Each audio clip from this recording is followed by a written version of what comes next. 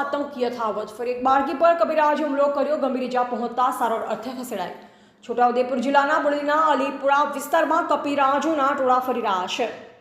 3 દિવસ અગાઉ એક આંધળ પર કબીરાજે હુમલો કરતા ગંભીર પહોંચી ઇજાગ્રસ્તને સારવાર અર્થે લઈ જતા 18 જેટલા ટાંકા લેવામાં આવ્યા। અને આજે ફરી બોડેલીના અલીપુરા વિસ્તારમાં આવેલા ગુરુકૃપા સોસાયટીમાં રહેતી ધ્રુવિકા રાઠવા નામની બાળકી તેની માતાને બોલાવવા માટે ઘરની બહાર નીકળી, જે વખતે કબીરાજે અચાનક હુમલો કરતા તેને પગના ભાગે ગંભીર ઇજાઓ પહોંચી હતી।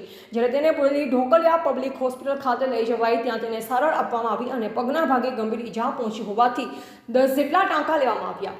બોડેલીના અલીપુરા વિસ્તારમાં કબીરાજોની સંખ્યા ખૂબ જ વધી ગઈ છે।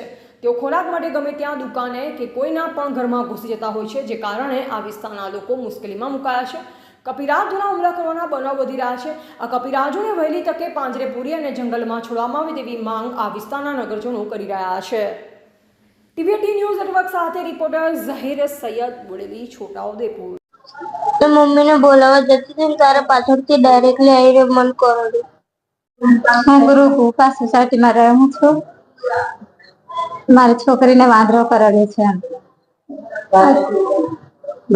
એ તો ચાલતા ચાલતા જતી હતી ને પાછળથી બચકું થયું છે। ખાસા બધા વાંદરા થઈ ગયા છે। સારવાર માટે હોસ્પિટલમાં લાયા છે, પબ્લિક હોસ્પિટલમાં। એને વાંદરું કરડ્યું છે એ ગુરુકૃપા રેસિડેન્સી અલીખેરવા રોડ ઉપર જે સોસાયટી છે ત્યાં રહે છે। હવે ત્યાં એકચ્યુઅલી એક વાંદરો આવી ગયો અને તેને પગમાં વારંવાર એને બચકા ભર્યા છે અને ખાસું બધું એને કરડી ગયું છે। તો અમે સારવાર અર્થે અહીંયા પબ્લિક હોસ્પિટલમાં લાવ્યા છીએ।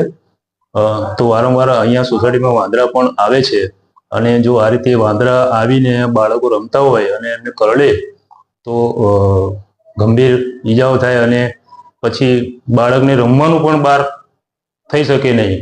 તો આનું કંઈક થાય એ માટે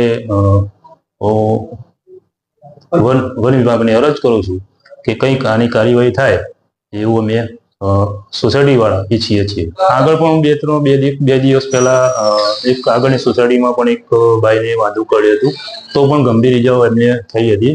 તો આવું વારંવાર થાય છે, તો આનું કંઈક આગળ કાર્યવાહી થાય એવું અમે બધા ઈચ્છીએ છીએ।